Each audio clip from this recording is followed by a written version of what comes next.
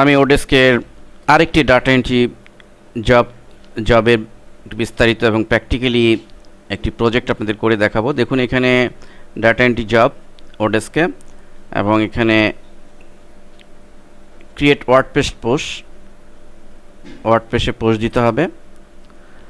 আমি আপনাদেরকে পূর্বে উল্লেখ করেছি যে ডাটা এন্ট্রি সেগমেন্টে ওডেস্ক বা ফ্রিল্যান্সার বা অন্যান্য সাইটে ওয়ার্ডপ্রেসের বেসিক কাজ, আমরা জানি যে ওয়ার্ডপ্রেস একটি সিএমএস যার মাধ্যমে ডায়নামিক ওয়েবসাইটগুলো তৈরি করা যায়।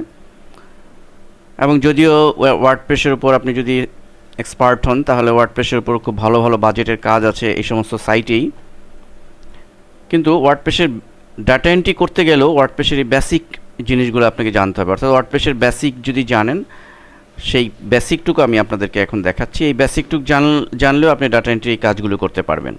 তো এখানে সে তাই বলছে জব ডেসক্রিপশনে যে I am looking for someone who is good with ওয়ার্ডপ্রেসে যে মোটামুটি ভালো। You must know how to upload media content, জানতে হবে মিডিয়া কন্টেন্ট লাইক পিকচার এবং MP3 ফাইল, পিকচার কীভাবে আপলোড করতে হয়। and have to create blog posts by copying and paste content by uploading picture, creating hyperlink, system is easy। তো এই যে বিষয়টি খুব বেসিক জিনিস, আসলে আমরা প্র্যাকটিক্যালি বিষয়টি দেখি। তো ধরুন বায়ার আপনাকে এই কাজটি দিল, তাহলে আপনি কিভাবে করবেন? তাহলে আপনাকে অবশ্যই ওয়ার্ডপ্রেসে কাজ করার জন্য আপনাকে সে আইডি পাসওয়ার্ড দিবে। তো আইডি পাসওয়ার্ড দিয়ে আপনাকে ঢুকতে হবে, এবং ঢুকলে আপনাকে ওয়ার্ডপ্রেসে কাজ করার উপযোগী যে ড্যাশবোর্ড সেটি আপনি পাবেন, যেমনটি আমি ঢুকেছি। তো এখন আমি একটি পোস্ট দিব, আমি অ্যাড পোস্ট এই যে বাটনটি রয়েছে, আপনি ওয়ার্ডপ্রেসে ঢুকলে ওয়ার্ডপ্রেসের ব্যাকএন্ডে এই ধরনের অ্যাড পোস্ট পাবেন, এবং এখানে অ্যাড নিউতে আমি ক্লিক করব। ফলে আমি পোস্ট করার জন্য ইন্টারফেস পাবো। এখন এখানে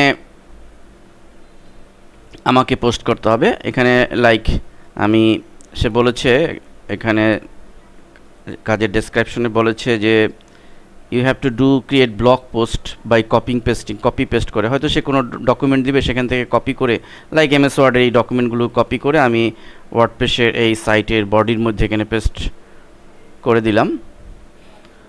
এবং এখানে টাইটেল দেওয়া লাগতে পারে, এখানে টাইটেল কপি করে আমি এখানে টাইটেল, বায়ার যেরকম টাইটেল দিতে বলবে সেই টাইটেল দেওয়া লাগতে পারে।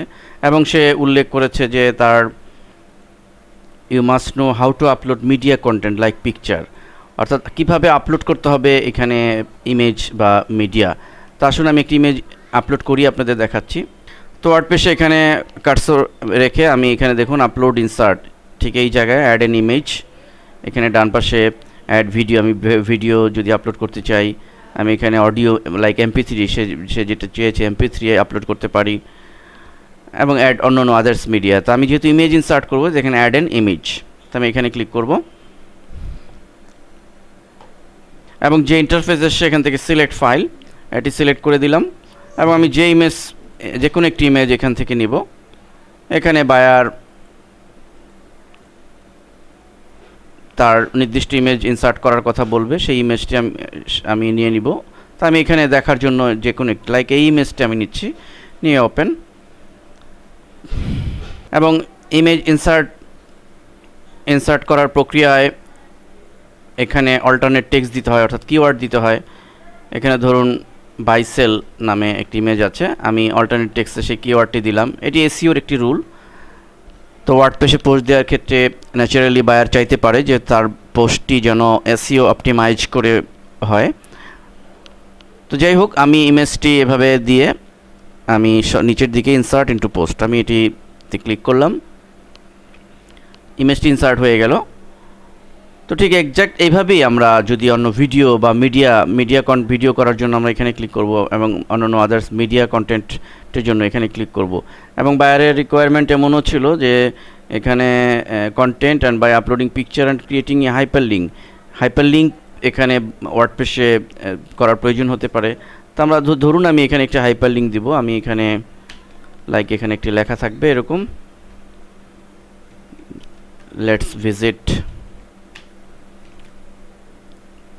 The tutorial site. ধরুন এই টিউটোরিয়াল সাইট, এই কথাটি হাইপারলিঙ্ক হবে।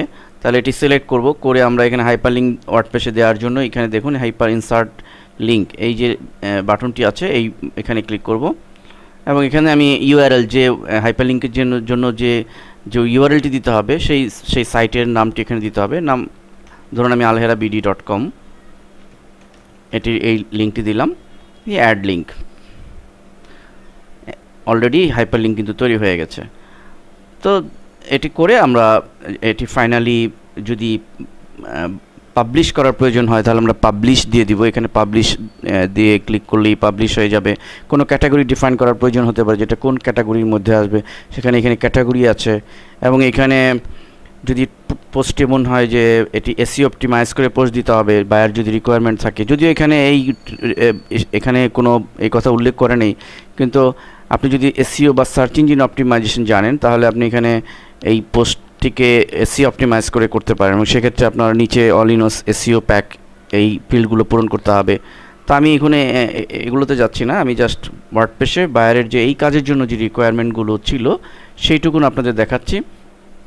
এবং যদি এই মুহূর্তে পাবলিশ না করি, আমি জাস্ট সেভ ড্রাফট এই বাটনে আমি ক্লিক করতে হবে। আমি আপাতত সেভ ড্রাফট এই বাটনে ক্লিক করছি। তো এই হচ্ছে ওয়ার্ডপ্রেসের বেসিক কাজ। আপনি যদি এই বেসিক এই কাজটুকু জানেন তাহলে আপনি দেখবেন যে অনেক ধরনের এই ডাটা এন্ট্রির মধ্যেও অনেক ধরনের কাজ রয়েছে এবং আপনি প্রয়োজনে আপনি যে ওয়ার্ডপ্রেস যে জানেন, আপনি ওয়ার্ডপ্রেসের বেসিক পোস্ট করা এবং ইমেজ ইনসার্ট করা, লিঙ্ক দেওয়া, এই সমস্ত কাজ যে আপনি বোঝেন বা জানেন, এটি প্রয়োজন আপনি একটি স্ক্রিনশট প্রিন্ট স্ক্রিন নিয়ে আপনি আপনার যে প্রোফাইল আছে সেখানে যে পোর্টফোলিও আছে একটি স্ক্রিনশট আপনি দিয়ে দিতে পারেন। আপনি হেডিং দিতে পারেন যে ওয়ার্ডপ্রেস সাইট ডিজাইন। সো এটি কিন্তু আপনার বায়ার বুঝবে, ওয়ার্ডপ্রেসের কোনো কাজে বিট করলে বুঝবে যে আপনার ওয়ার্ডপ্রেসের উপর দখল আছে। আশা করি টিউটোরিয়ালটি আপনাদের কাজে লাগবে। ধন্যবাদ সবাইকে।